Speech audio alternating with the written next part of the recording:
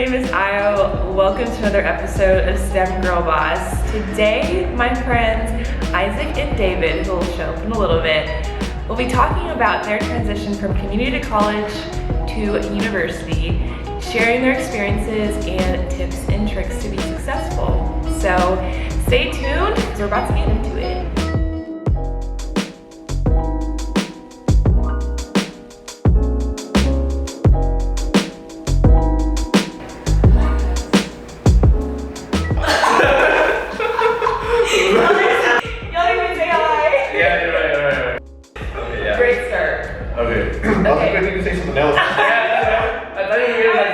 I'm joined here with David and Isaac. So I should start with like a little intro as far as like who you are, what you're about, where you go to school, what are you studying, fun facts. So I'm Isaac Aramillo, and I go to Texas Tech University, and I'm majoring in electrical engineering right now. Fun facts, I am working at Texas Instruments as my summer internship right now. I'm David Chaparro. I also attend Texas Tech University studying electrical engineering. Fun fact about me is I love to read. Cool. Well, thank you all for joining us today on this episode. We are talking about transitioning from community college to university. David, you were at community college post-high school for 2 years. Yes. And Isaac, you did dual credit throughout high school. Yes. So we have two different perspectives as far as community college. Let's just jump right in. So I'm curious to know, what was y'all's experience at community college? What made y'all want to go to community college and start there? And what was good, what was not great? And just like give me a little picture of what it was like. Me personally, I think I liked it. Like, 2 years to just like get into college life is, I think, at a community college is really nice. Like it's super easy. There's not as much pressure as going to a university. At a 4-year university, I know the cost is more. A bunch of new experiences, a lot of people. And I know at my community college, Emerald College, it was super easy. Like the classes were all small, so that was nice to get to know the professors. Super easy classes, get all your basics done really fast. I loved it.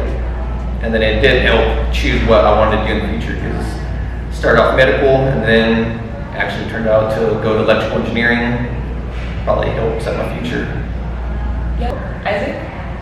So my experience was a little different since I started off through dual credit classes. The first 2 years, they had professors come to our high school, and they would just teach in our classroom setting the community college classes. But later on, after those 2 years, when we were juniors and seniors, we would actually go to the community college, and we would sit in with classes of real students, and the entire experience was really interesting. At first, it was a big jump from going to really middle school, high school classes, straight into community college classes. Getting to experience that environment beforehand and getting to decide if you want to continue community college or go to 4-year university was really interesting. I think it really did help me a lot. It introduced me to some of these experiences beforehand and made me really well prepared, I would say, for 4-year university. So if you get an opportunity to do dual credit or community college through your high school, you should definitely try that. So let's talk about the transition from community college to 4-year university. How was that? Was that challenging? Was that smooth? Easy? Unexpected? It was a little unexpected because I actually didn't know where I wanted to go to college. Yeah. But then a bunch of my friends at the community college are like, oh, we're all going to Texas Tech. It's a good experience, have a good EE program, you should come with us. And that's one thing I think everyone should do. Like find a group of friends, maybe if you're going to community college, and maybe you have to like transfer together. That way you're not going into a whole new environment without knowing anyone. Like I know I moved in with 3 friends who were at the community college with me, and we ended up rooming together, and that makes the whole experience way easier. And even though we weren't in the same program, so even though we weren't like taking classes together anymore, it was still a nice experience to have people to just hang out with afterwards when you don't know anyone. I had the complete opposite experience. So everyone from my high school applied to nearby universities in Houston.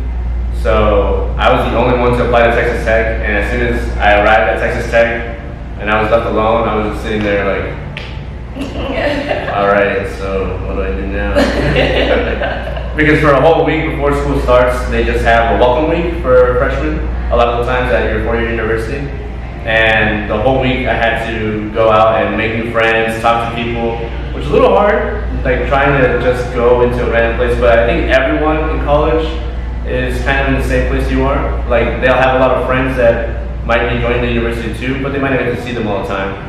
So just being open and talking to whoever you see is a really good idea, and I don't think anyone is going to ever push you away from that. Yeah, I would agree. I didn't start out at Texas Tech. I was at the private school before making the jump, and nobody was coming with me. I didn't know anybody really going into it, so it was kind of like a bit of a transition going from a really small school to a huge school with thousands of students. But what I found and what Isaac was talking about was just if you put yourself out there, you'll find that people are very receptive to getting to know you. And once you meet one person, you meet another person, you meet another person, and then you have your entourage, and then you start to get more comfortable just meeting new people. So cool. What has been the most challenging thing that y'all had to go through in university? Whether that's a class or something you didn't expect or lack of correction that you get to do. What would you say has been the hardest thing compared to community college?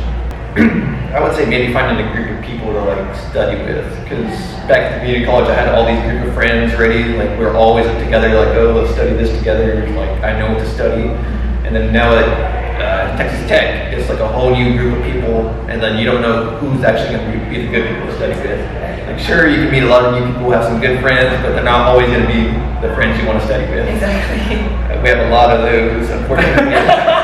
But yeah, just finding that. Oh yeah. I wish I could say it, but I know exactly who you're thinking about. Oh my gosh. Yeah. So just finding that group. Yeah. Do you have advice on how to find that group of people that are really gonna encourage you and strengthen you when it comes to academics? Trial and error. Yeah, because you're not going to know if they're good at studying or if they're a good person to study with until you actually maybe study with them a few times and find their personality. Yeah.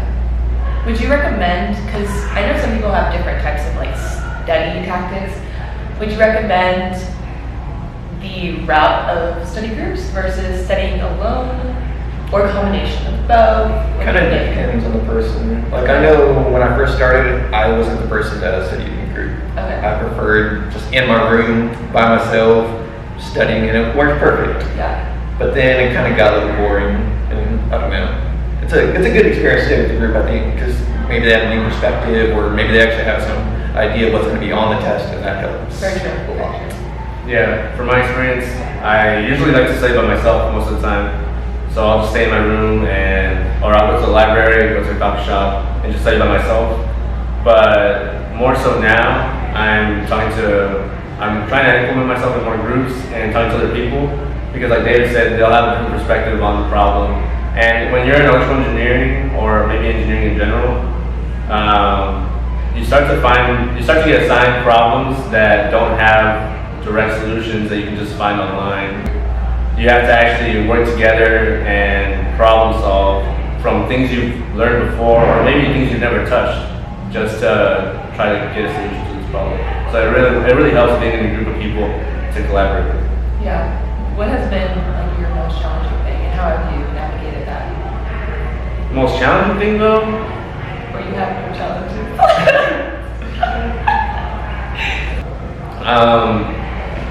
Probably the most challenging thing for me will have to be after moving from community college to university. The expectation from community college, I think, is much lower. It's a little more. They're holding your hand a little more. I think so. You'll get constant reminders. Okay, your homework's due this day. Your test is coming up. Be here for your review. And class is more mandatory. At least in my case, we had more classes where the professors really encouraged you coming. Otherwise, there might be a penalty to your grade. So now in university, the professor will tell you you can come. You don't have to come to class, but that's your choice, and I'm not going to help you at the end if you're worried about your grade. Yeah. So I think the hardest part was just being more independent after community college. How did you go about that? Since there wasn't like so much pressure to go to class and show up like there was at community college, how did you like balance that responsibility that was mostly placed on you? Well, at least for me, it wasn't a difficult transition. Overall, I was just trying to constantly set my alarm on time and wake up the first time. Sometimes I would end up sleeping in and running late to class, but overall I tried to always make it on time and just really pushing yourself. And like I said before, like when you make new friends, your friends will tell you, hey, make sure you come to class, hey, wake up, they'll call you, do something. And just making those connections will be really helpful in the future. Yeah, I agree. Sometimes when I'm like running late to class, maybe like 10 minutes or something, my friends will like text me like, where are you? And I'm just like, okay, I'm coming. But it's good to like have that accountability because sometimes it's hard, like with everything that you have to balance to like keep on track and like keep yourself accountable. And so having really good people around you to help you do that and just make life a little bit easier is really, really helpful. I guess I wanted to hear about like an experience about like a test that maybe you studied for and you got a terrible grade. I had a story for this. So for one of my classes, our final exam took place. Actually to start off, it was our C++ programming class, but it took place in the architecture building. And on the last day for our final exam, we went to take it, but our professor had already left town. So he gave it to the TA to assign it to us. But when we show up to our classroom, the classroom's locked because it's a Saturday at 7:30 a.m. and we have no way of getting in. So we go to this hallway with couches and a carpet, and we just sit down on the floor and take our test. On the floor? On the floor. That's casual. Yeah, it was not fun. People were like tearing holes in the paper and stuff. But it was really crowded too, like 30 people in like this small room. That transition, like coming to Texas Tech, what were those feelings that you felt? Like, were you nervous before you came, or just paint a picture of what that was like and talk me through like your mindset. For me, it was more go with the flow. It's just gonna come its own way, and at the same time, you do have to put yourself out there. Like you have to find opportunities and go out of your way to try new things and meet new people, because otherwise you may end up slowing down or staying in the same spot for too long. But overall, I think just doing things as they come and not being too worried about what may or may not happen in the future. As long as you're working towards your goals, I think everything will settle into place. Yeah, that's good. What do you do? What's your mindset? Kind of the same, just go with the flow. Like high school, no idea what I wanted to do. Wasn't even thinking about college at all. Like they talked about it, like I should take all these SATs, ACT class, or all these tests, get ready. I didn't take any of them. Yeah, and then they're like, okay, you may not be able to get into 4 years. I was like, I don't want to go to one anyways. I'll start off community college, and then from there, they're like, okay, what do you want to do? Just choose something I thought I was interested in. Just go with the flow. Once I finished community college, like, okay, where next? Just go with the flow. Nearest Texas Tech, good programs. I was like, okay, cool. I only applied to there too, so if I didn't get in, that would have been a lot of faith. Yeah. And then just really go with the flow. It's like stuff's gonna come to you. If you actually work for it, you don't have to worry too much. So as long as you actually work towards something, maybe have a small goal. You don't have to have like a huge goal. Like, I don't know what I still want to do. I don't know where I want to work, but I'm sure I'll figure it out. I still got a year. I feel like you'll have such a very like peaceful mindset. I know like we can just get so caught up on like what we should be doing next, and we're not able to like live in this moment and just like think about the next day. And so we're thinking about like next year, what am I gonna do, like my 5-year plan, all that stuff. But I think if you just like you realize like where you're at and you're grateful for where you're at, and then you make goals to where you want to go next, like realistic goals, and I think that's probably the best way to go about it. So y'all talked both about goals. I'm curious to know, what are just like your major tips that you have for someone going from community college to a four-year university? I think for sure, find out how your bus route works. Because I didn't find out until 3 years in junior year, and I'm like, oh, the buses were free this whole time. Choose a good schedule. You don't want anything too early or too late. You want to have just like a section of the day. As much as you think you can do 8 a.m.s, No. don't do 8 a.m. No. Unless you're a morning person. Unless you like wake up at 5 a.m. every day on your own, then that's all you. Yeah. But if you struggle to wake up at 7, it's gonna be even worse when it's a class. Yeah, I say around 10 o'clock, maybe 9:30ish. Those are some good classes. And you don't want one at 5 p.m. either, though. Those are horrible. I don't like those. Because then they end up being like 2-hour classes sometimes. And You want to go home by that time. yeah, apply to all scholarships. Yeah, like even if you're not gonna get them, so what? Like maybe you will. Like maybe people won't even apply to it, so maybe you're the only one and you get it. Like I didn't do that right away because I was thinking, maybe there's a lot of competition. I came from a community college, maybe that's not the best.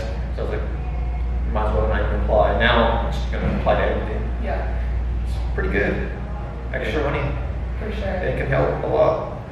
Yeah, anything that our advisor sends us, I try to apply for it, whether it be a job, scholarship, or just a like career development opportunity. Because just applying to those really gets you out there. And like there was this one opportunity that came along, and it was to work in Germany. And I applied for it, and I ended up getting it. And it was a great experience, and I loved it. So if I would never applied for it, I would never had this opportunity. So I think just putting yourself out there, even for things that you think you'll never get, you never know. You just have to try. Also, to your point, if you maintain a really good GPA, it opens so many doors. Because there are certain scholarships where they have like a cutoff of like GPA, like 3.25 or 3.5, for you to be able to apply for it. Yeah, I mean, you wouldn't be able to apply for it if your GPA wasn't that high enough. So just really like being focused on your academics is important because it can open so many doors for you. Even if there isn't a GPA cutoff, if you have a higher GPA, like you are more competitive in that pool that you're applying for. So if you have a high GPA, you're also involved too. Just a well-rounded student, it just makes you super competitive. It increases your chance of getting that scholarship, depending on like what kind of scholarship it is. Yeah. Yeah, I think employers want to know that you're not only good academically, but that you're also a person, that you're also working on your own thing, on your own time. They'll ask you what you do as a hobby or what you like to do for fun. And they're like, name 3 things that you like to do.